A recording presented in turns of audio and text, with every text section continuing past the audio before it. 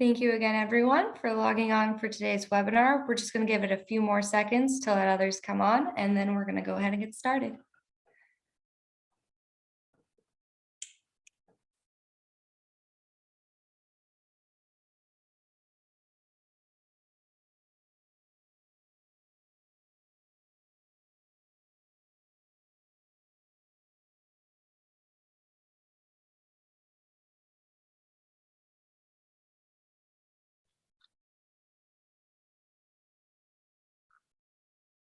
Okay, we're going to go ahead and get started, and I'm happy to introduce the WSSA President, Stanley Culpepper.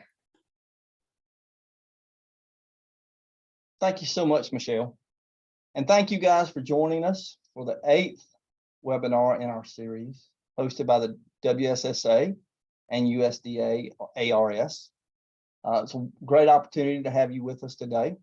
For those of you that have joined us before, welcome again. For those of you that are new, just so you have the background, we actually had Dr. Young and Dr. Duke submit a symposium for an annual meeting that was supposed to be in Canada this past February. Once we went virtual, unfortunately, we couldn't fit all the symposiums into our program. So that's how this webinar series came about. And it's worked out really, really well. And we want to thank you so much for your support in this process. Let's get started. I'm going to introduce Dr. Steve Young as your moderator. Steve is a weed scientist and the National Program Leader for Weeds and Invasive Pests at ARS. Steve, take it away. Great, thanks, Stanley. Appreciate that. And again, I want to emphasize my thanks to WSSA for hosting this and providing this platform for us to really highlight some of the outstanding research at ARS on weed science. So just a reminder for those of you in the audience, we are going to have some time for Q&A today. So feel free to use the chat to put your questions in there or use the Q&A box. Either one works. We'll try to get to as many as we can. And again, don't wait till the end. Typically we get a big burst of questions, but if you got something, on your mind, you really want to ask it, feel free to put that in there. So I'm just going to introduce our speaker. So today we're going to hear from Dr. John Madsen.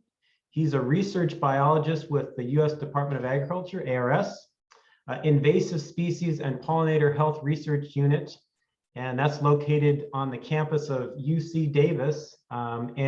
Previously, he was a faculty member at Mississippi State University for 10 years and a research biologist with the U.S. Army Engineer Research and Development Center. Dr. Madsen has a Bachelor of Science degree from Wheaton College in Wheaton, Illinois, a Master's of Science and a doctor's degree in botany from the University of Wisconsin-Madison. So John is slowly converted into weed science. We won't hold that against him, but very pleased to have him here talking to us today about the spread and distribution of invasive plants. So John, I'm going to turn it over to you.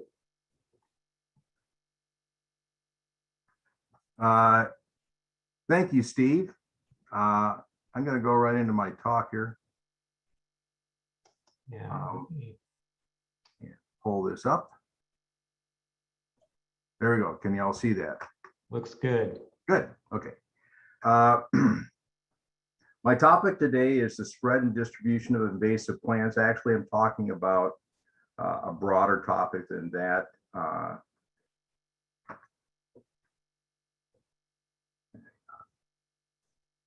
There we go. Okay, so I'm going to start out with the basics because there are a few weed scientists hiding out there. And whenever I go to particularly a university weed science group and talk where there are row crop people and everybody else, they grumble about why we have invasive plants as opposed to just weeds.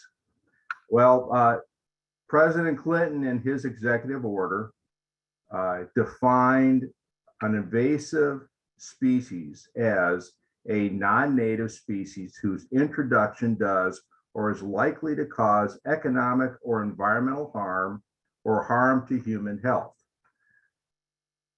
Well, that definition, other than the non-native species part, is one definition of what a weed is. A weed is a species that can cause economic or environmental harm. So this one term, invasive, in the case of invasive plants, combines both the concept of not from around here, which where Stanley is from would be a Yankee, but we're talking about plants here, and harm in one word.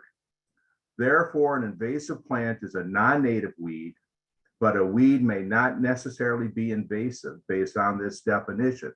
There are plenty of native plants that can be weedy. Okay, so some of you saying, well, I didn't know ARS worked on invasive plants. Well, in fact, yes, they do. USDA-ARS has numerous research projects on invasive pests, including agricultural and non-crop pests. USDA, for instance, is the lead federal agency on biological control of pests, most of which are invasive species. Although less than in the past, the USDA-ARS also continues to pursue research on other control techniques, including herbicides. This talk, though, will focus on ecological studies and does not include the specifics of control techniques. While these will appear as disparate studies, and I'm not going to try and hide that, they are all focused on invasive plants in non-crop areas. How this talk has evolved as it is that I asked for contributions of slides from a number of my colleagues that work on ecological topics with invasive plants. And I appreciate my colleagues here who replied and sent me some slides. I'll just let you know that typically ARS scientists hate it when they get a request for a couple of slides. So it was very kind of them to do that. I'm not going to read their names right now. You can read them off yourself.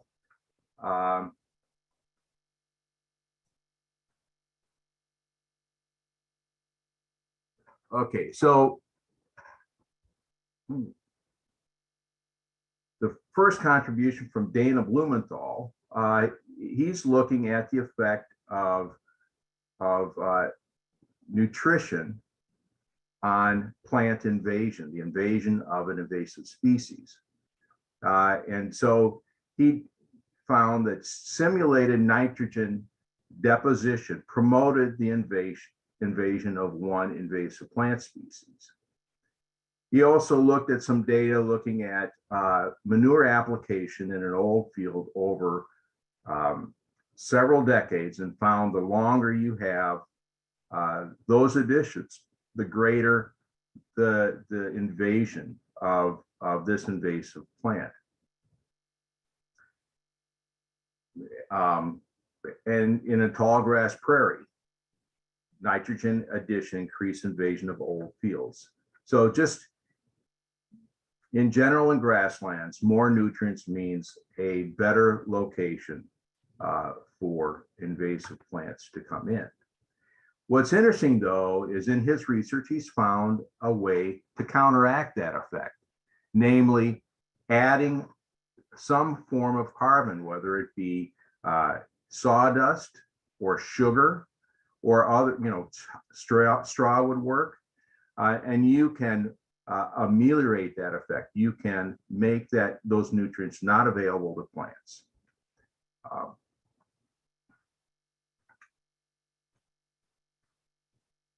His work now is looking at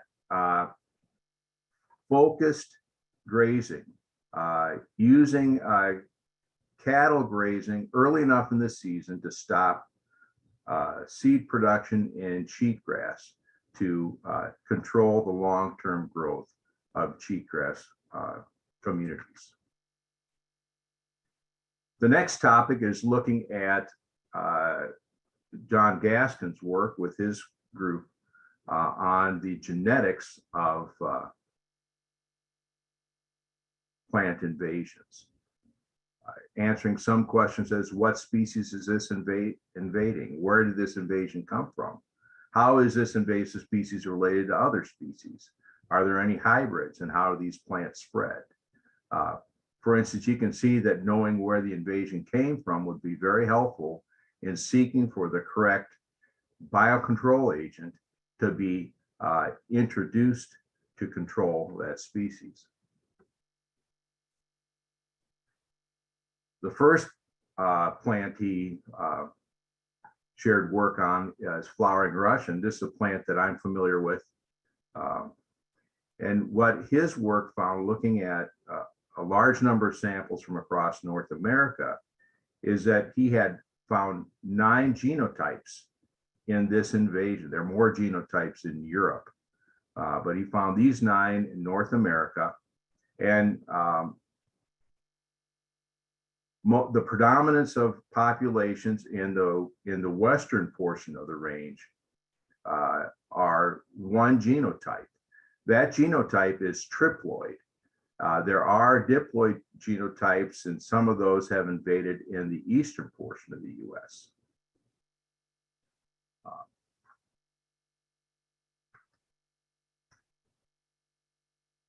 Second weed he's worked on is mullein. And he found that 50% of invasive populations of this plant are monotypic. And he found only a total of 32 genotypes out of 431 plant sampled. This same genotype can be found across the range of invasion. And this is very odd when you have an obligate outcrosser. The origins of this plant are in Belgium, Germany, and France.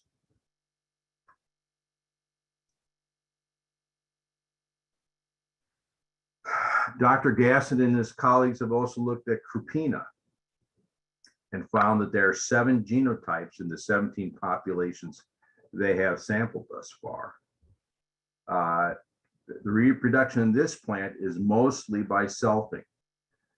This is important because the proposed biological control agents they're working with are effective on different genotypes. So if you know what the genotype of a given population is, you can introduce the most effective biocontrol agent.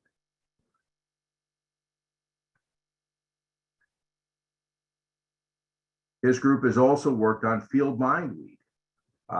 This is, in fact, one of the top 10 ag weeds worldwide. He's found 2 genetic lineages.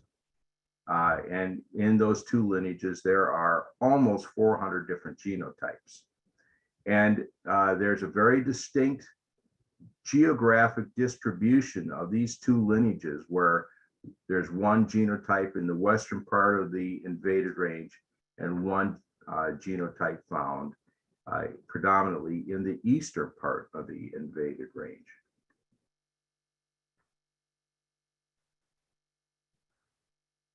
I'm flying through this.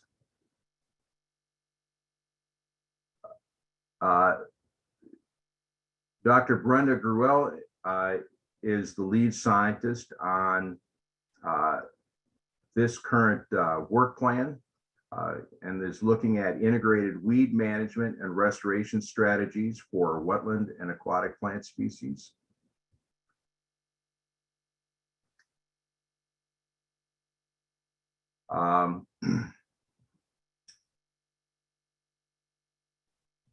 The goal of her work is to improve the understanding of biology and mechanisms that drive variation in invasive plant abundance, dispersal, colonization, and spread, and to advance a science-based development, improve integrated weed management techniques and restoration techniques for wetland and ecosystem recovery.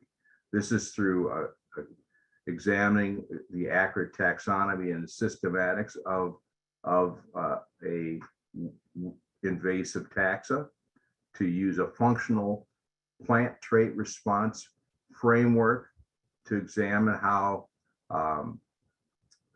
the plant responds in variations to environmental factors, especially in the context of which life stages are critical for invasion, and to develop ecological restoration and integrated weed management strategies.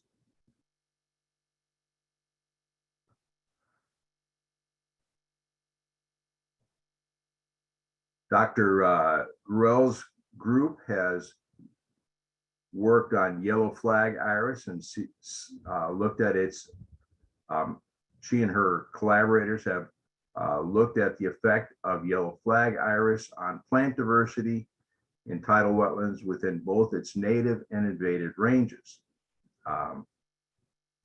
In research in the California tidal estuary, and this is actually in the Sacramento, San Joaquin River Delta. She analyzed the impact of yellow flag iris on resident plant communities and found that the iris greatly reduced plant species richness and diversity in its naturalized California range. Whereas in examining yellow flag iris in its native Andalusia range, they found that the iris was associated with high plant species richness, evenness, and diversity. The impact of iris on native plant communities was only found in its invasive range.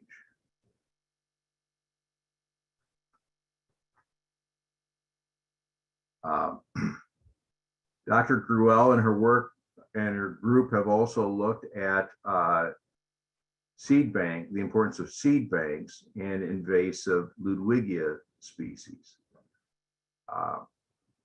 And she's looking at assessing the potential for seed bank recruitment that would then limit the recovery of native plant communities following disturbance. And their research indicates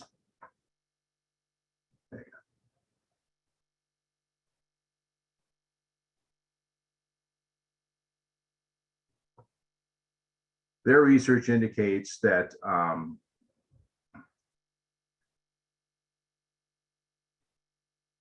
the short-term weed control actions will likely be ineffective due to high numbers of weed species in seed banks, and that management actions need to be timed to prevent annual production of seeds so that the seed bank decreases rather than increases.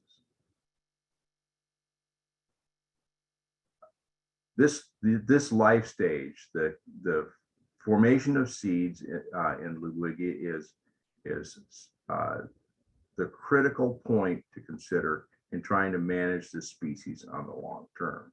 So seed bank recruitment should be considered to improve restoration outcomes.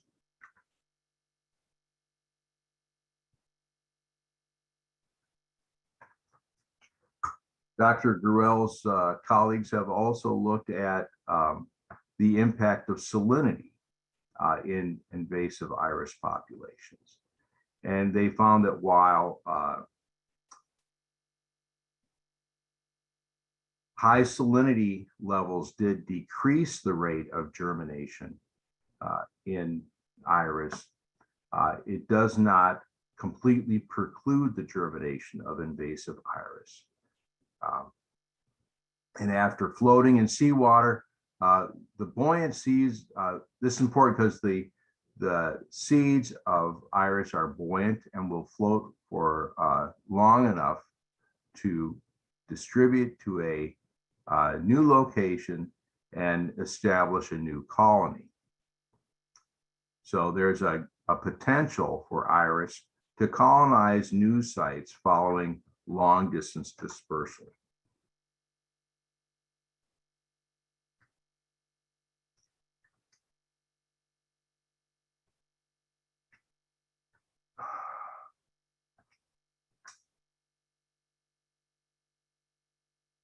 Dr. Gruel and her collaborators have also looked at the dispersal of Ludwigia in flowing river systems.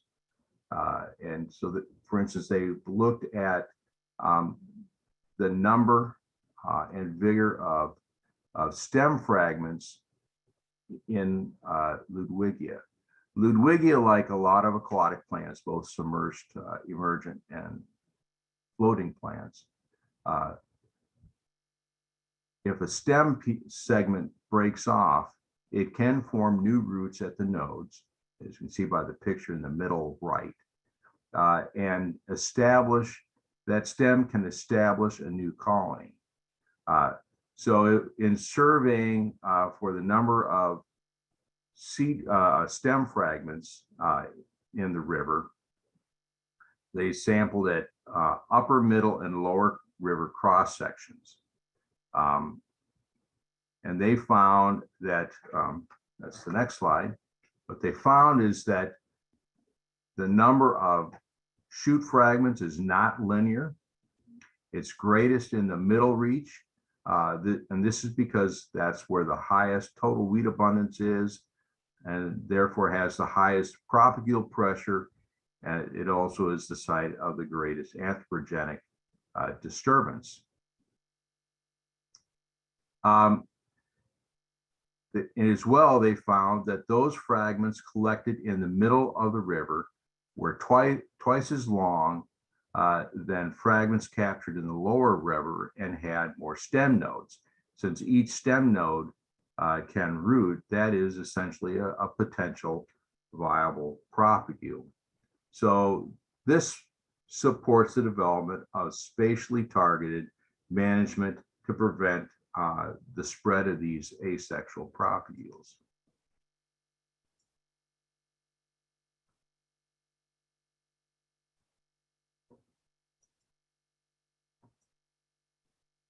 And here's some of the work, some of the publications that have resulted from Dr. Gruel's research.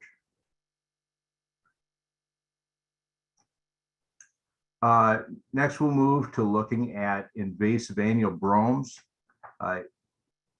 in a shrubland grassland ecosystem in northeast Wyoming. So looking at this map, let me just explain briefly that it's at the intersection of the sagebrush steppe that is predominant in that intermountain region in the west, which is very dry, and the Great Plains further east, which is predominantly grassland. So there's a mixture of shrubs and grasslands in this region. Now, you tend to, an ecology meeting or a weed science meeting, there will undoubtedly be discussions of the fire invasion feedback loop. It's been well documented in that Great Basin region. The presence of cheatgrass increases wildfire frequency and extent. Burn sites are more susceptible to further invasion, and more invasion therefore will lead to more fire. So it's really this positive feedback loop. And so her question is, does cheatgrass play the same role, the same game in this ecotone between grasslands and shrublands? Excuse me. This area has a different regime of rainfall, a different history of fire, and a different history of grazing. And she found first that historical wildfires were not associated with invasion. Burned areas had similar annual brome cover and less shrub cover than unburned areas.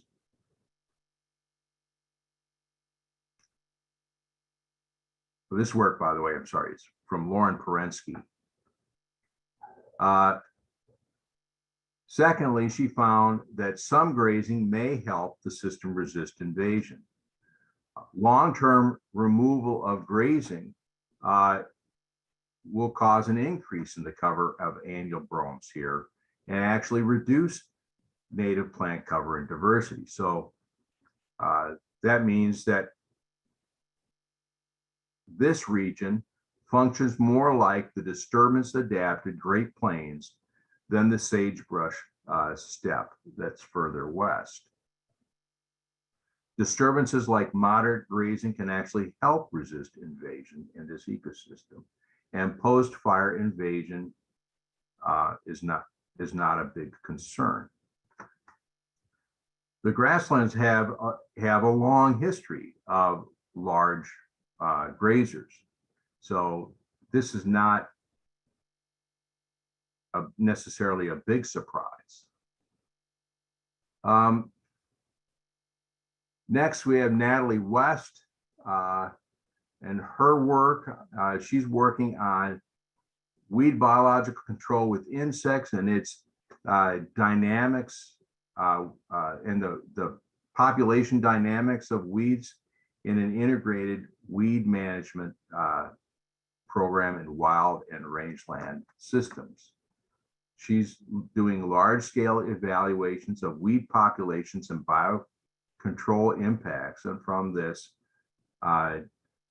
developing an experimental evaluation of how plant demography interacts with this within the environmental context, with insect pressure, and with management strategies using common garden approaches, demography, seed addition plots, and other approaches. And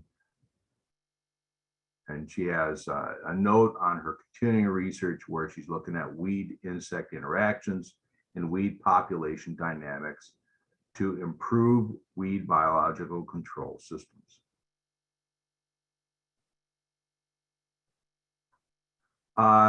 Next is the work by Carissa Wonka, who's a restoration ecologist in Sydney, Montana. And her research focus is to identify ecology-based restoration approaches for disturbed and degraded ecosystems, and to develop a community restoration and management approach that increases the efficacy of invasive plant control.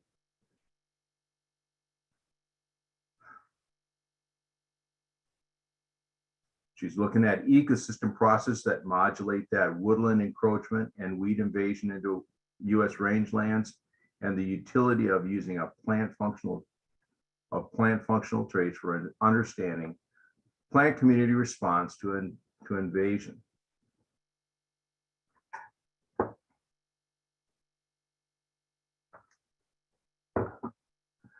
So I'm going to make a comment at this point.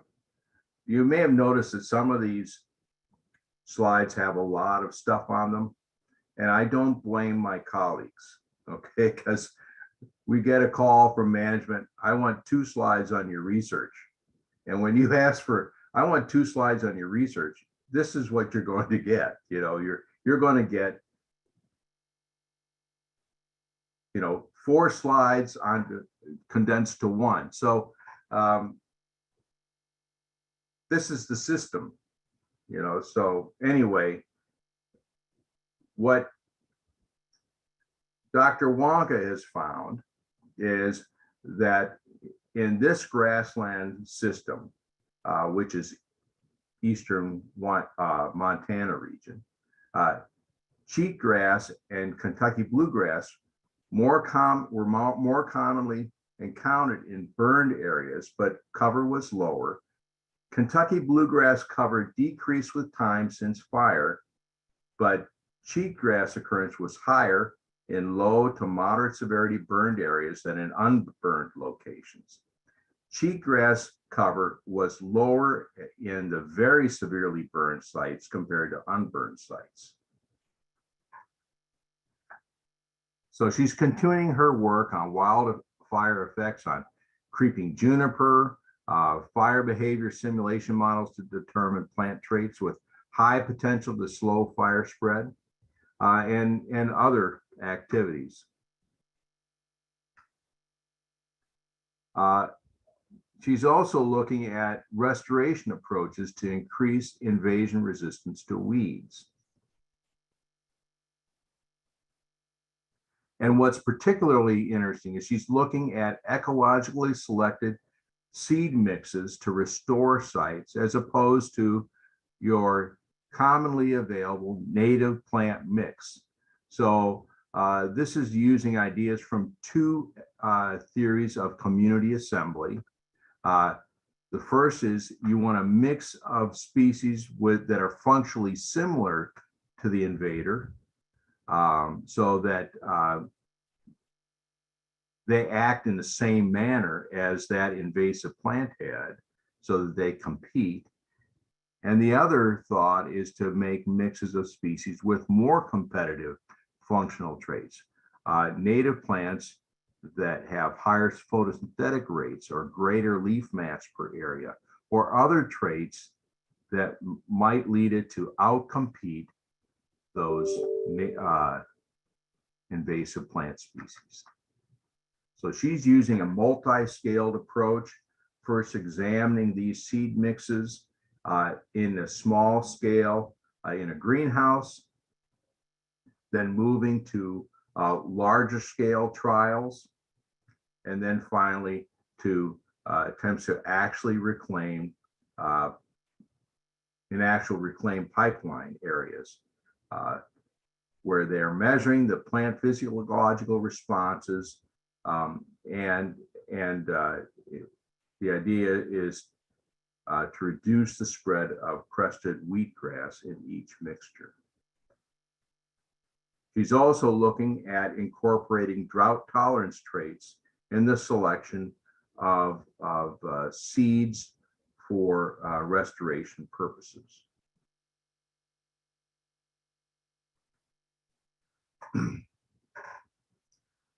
Finally, I feel I'm on safer ground here. I'm going to be talking about our work on invasive aquatic weeds. This is my work and a number of my colleagues, where we're working on submerged and floating invasive plants in the Sacramento San Joaquin River Delta. And these projects were performed under these two project plans: the watershed scale assessment of pest dynamics and enhancing water resource stewardship through aquatic and riparian weed management. It's also done as part of the Delta Region Area-Wide Aquatic Weed Project, or DROP. And DROP is the first area-wide project selected to examine the management of an invasive aquatic plant or plants in this system. So you might then ask, well, why is there an aquatic weed area-wide project in this system? The results of this area-wide project, by the way, are available in a special issue of the Journal of Aquatic Plant Management Society, which is available free at the APMS webpage. You can, if you like, you can just go to the apms.org and go to the journal link and then follow it. And you can see a special issue, and you can download those papers or look at which papers there are and see if there are any you're interested in. And I really want to thank ARS and the Aquatic Plant Management Society and the editor of the Journal of Aquatic Plant Management for enabling us to have this capstone to our area-wide project. And right now I'm trying to use more time, so. Okay, you asked, well, why in the world would there be an area-wide project on the Sacramento San Joaquin River Delta? And I'll just call it the Delta because everybody in California does. Well, first of all, it's the largest freshwater estuary on the West Coast. This is 68,000 surface acres of water within that red boundary line that stretches from Sacramento down to well south of Stockton, and from Stockton out to not quite to San Francisco Bay. It actually goes to Sassoon Marsh. And it provides irrigation water for 4 million acres of Central Valley cropland, which is kind of a big deal in the West. Habitat for 56 rare, threatened, or endangered species, so it makes it important in a regulatory sense. It is used for 2 million recreational boating trips a year. It's also used to carry cargo to the ports of Stockton and Sacramento, and is a very significant habitat for fish and wildlife. I was trying to say waterfowl, but all wildlife in the West.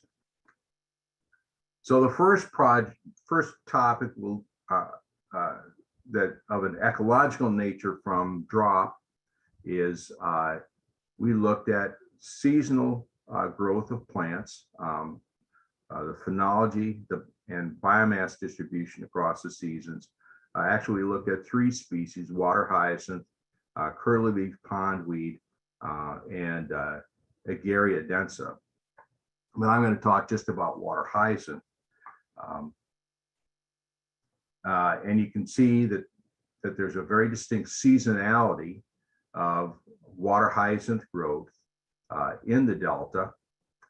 We of course sampled at 1 month intervals throughout 3 seasons, and we continuously recorded temperature in the water at those sample locations.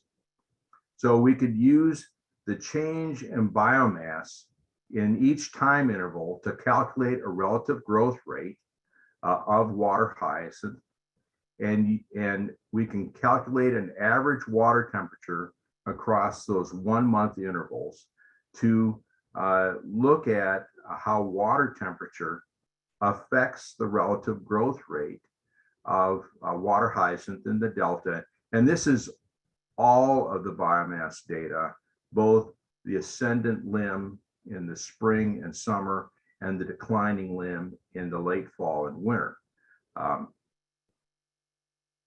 And you can see that water temperature is very important in that relative growth rate.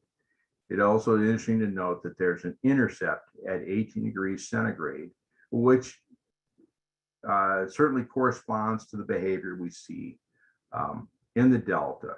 This is a subtropical species, and its growth really seems to accelerate as the temperature gets above 20 degrees centigrade in particular.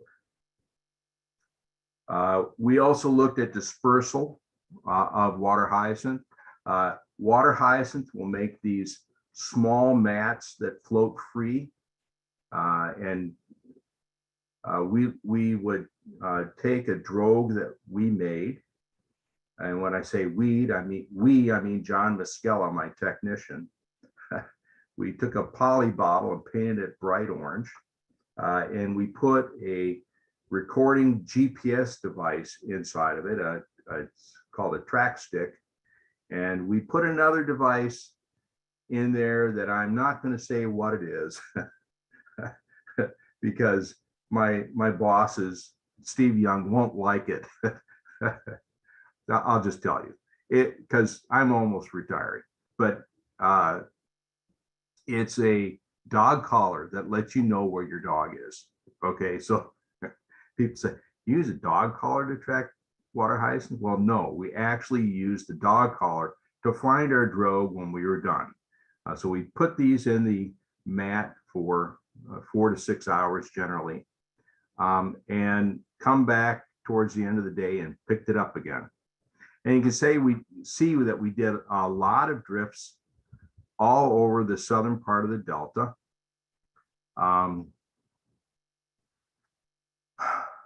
And what did we find? Well, we found a couple of very interesting things. The first is if you look at a regression first of plant direction versus the direction of water movement, which is predominantly tidal movement,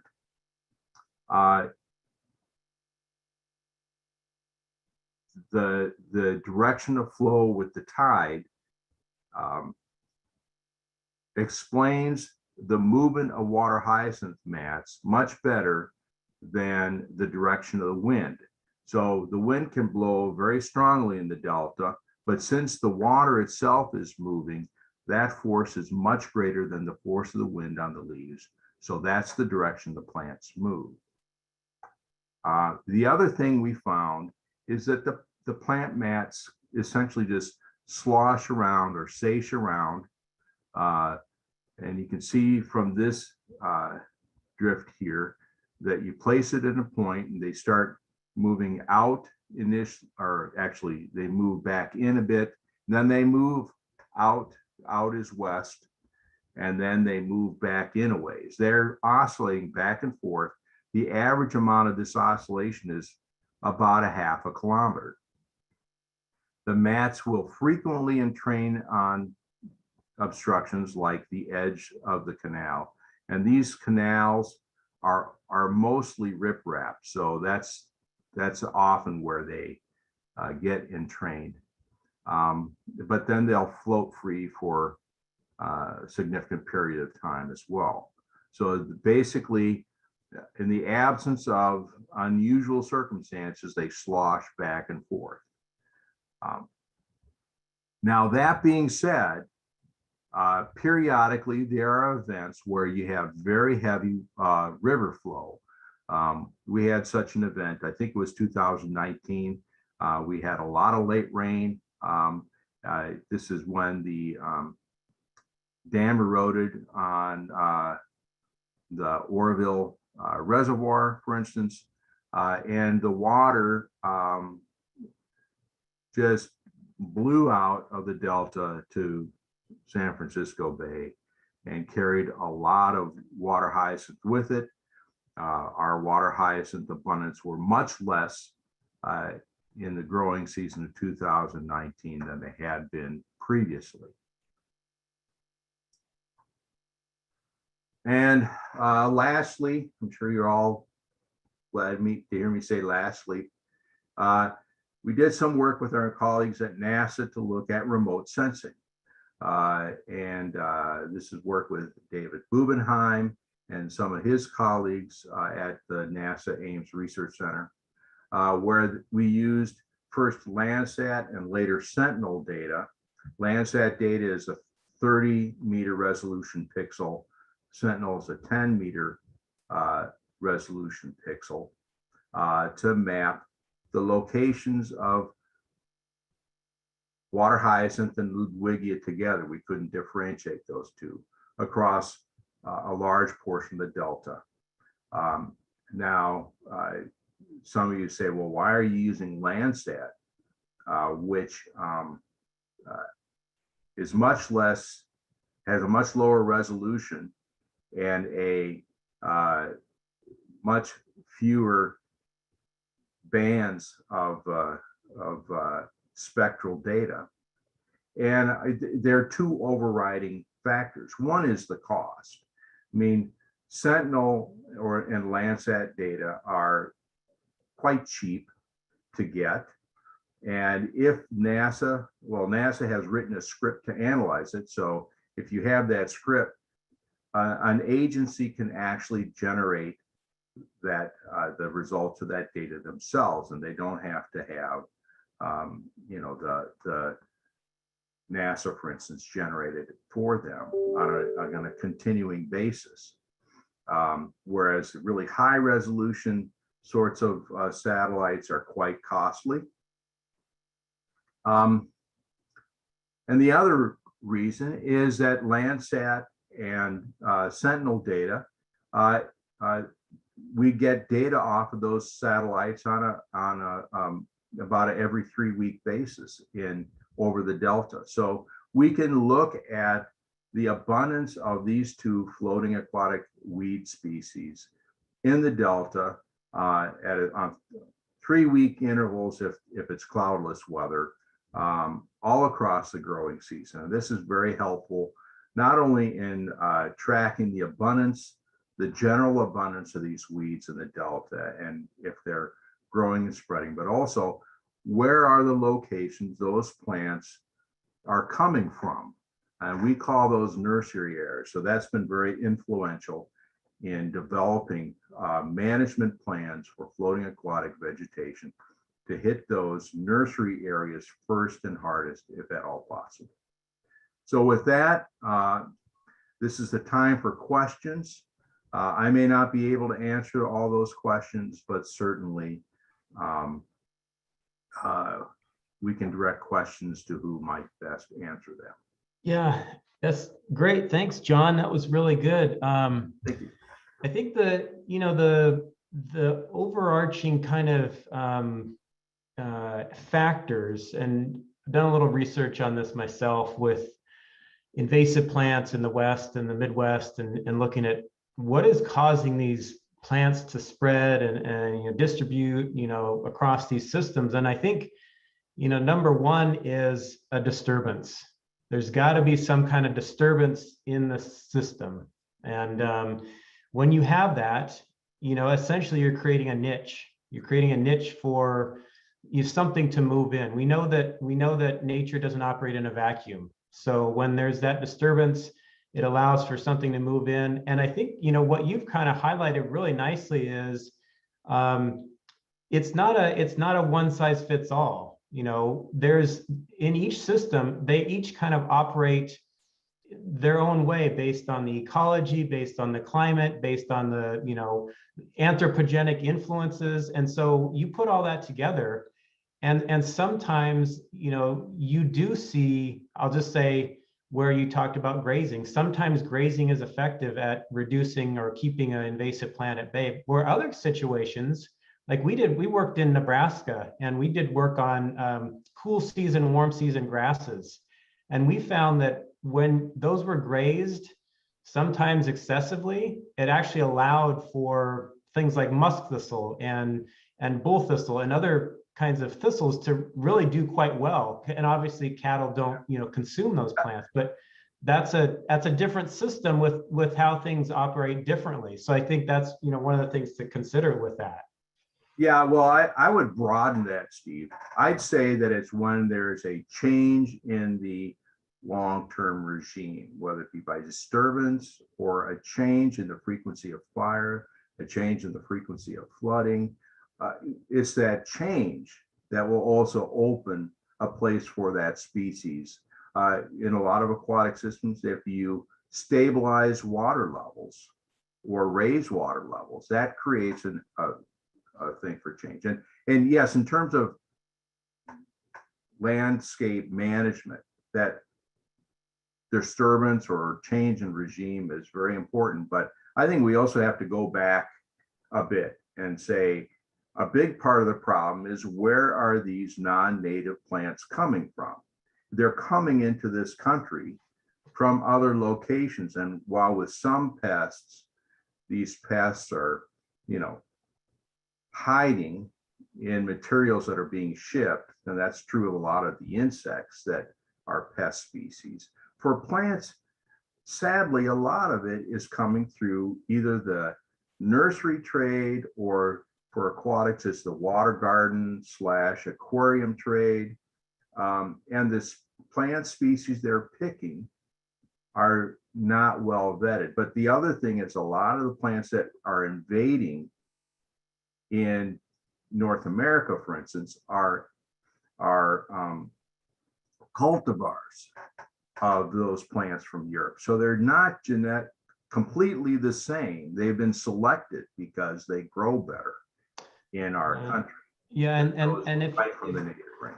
And if you look globally, I mean, that's happening in other countries. It's not just, we're not just in North America, it's happening all over. So the other question is, so why is that? And some of the mechanisms that allow these invaders to flourish are really the key. And I think, there's been some research, not ARS related, but showing that I think it's like 10% of invasive plants that actually become a problem.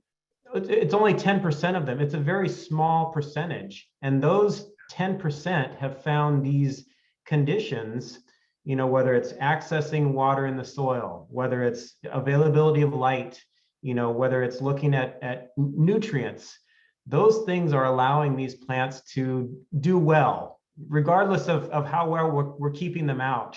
So they're still able to do, establish themselves and flourish because of their ability to, invade and establish.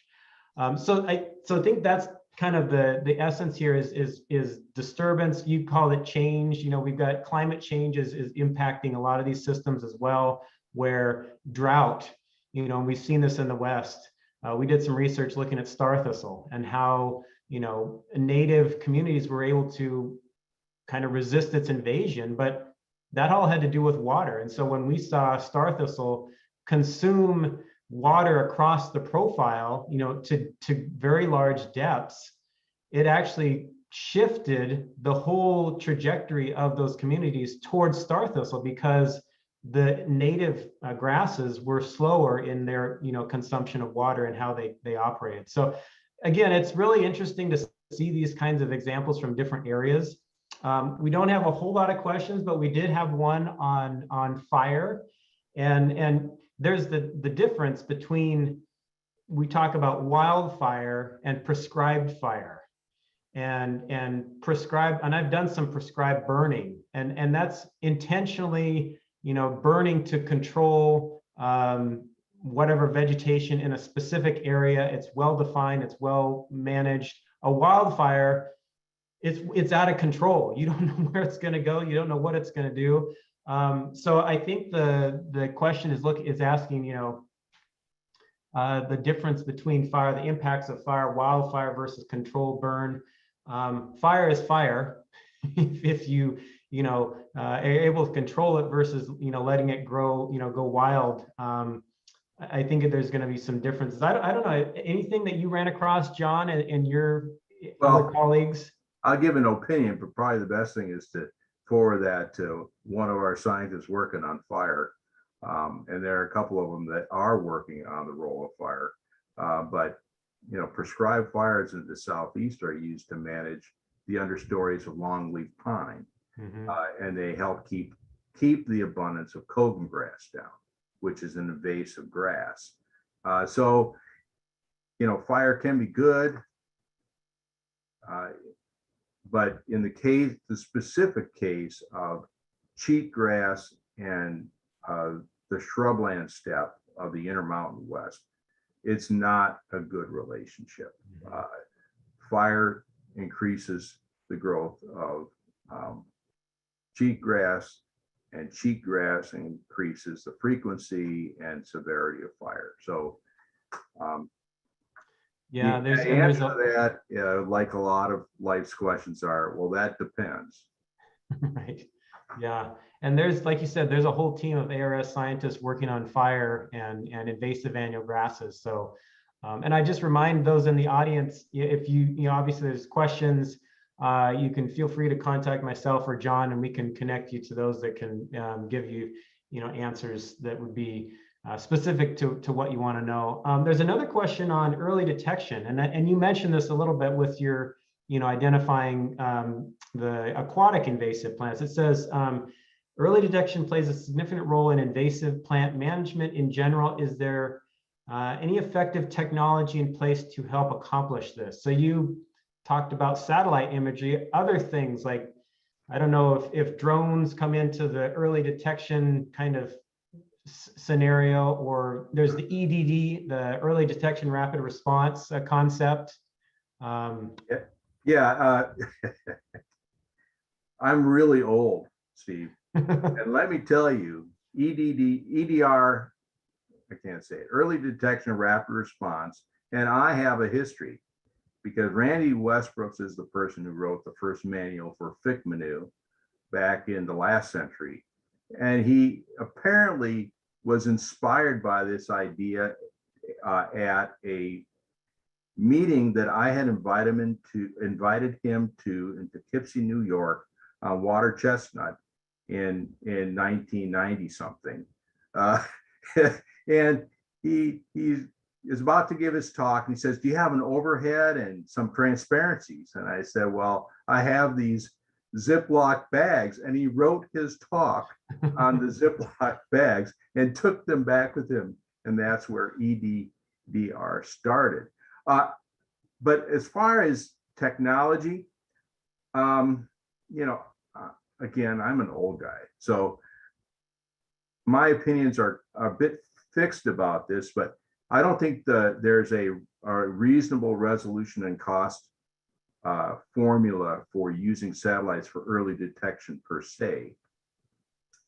It could happen, if we get to the point where we have a starship above, in orbit above the Earth that can scan the whole globe, you never know. But right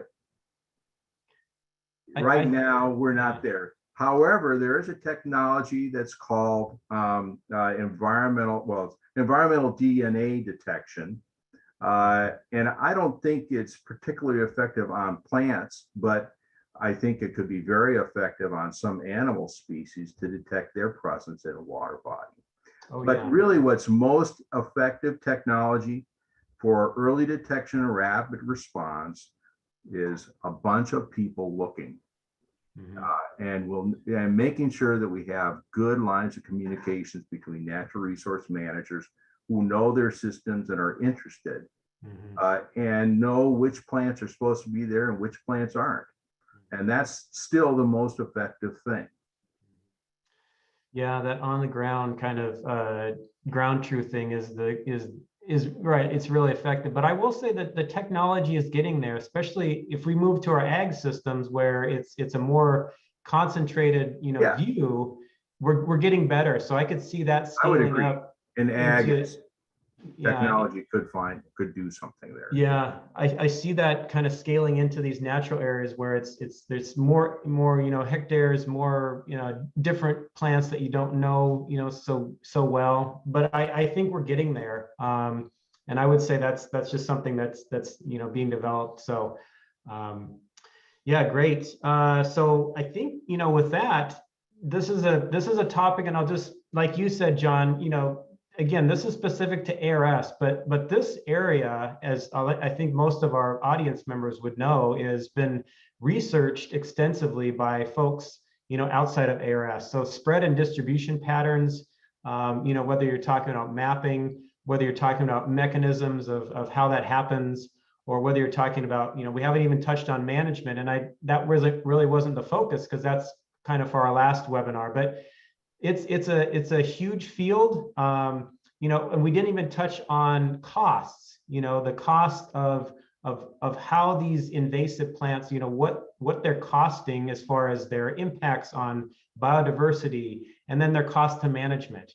That's a real big question mark as well. A lot of people are trying to answer that one too, because you put a cost on it, and now we can say, well, this is more of a reason why we need to focus on it. So a lot of questions. Like I said, we could go on for a long time talking about spread and distribution, but it's a field that I think has a lot of potential for more studies. So, John, I know you keep referring to yourself as a older man, but we still need folks like you, working on this topic, because it's really important to our science and trying to understand how does this develop into sustainable management of these systems. So I'd also encourage people to go to the APMS website that John mentioned. That's a fantastic number of articles in there on this aquatic invasive plant research project. So thanks, John, for bringing that up.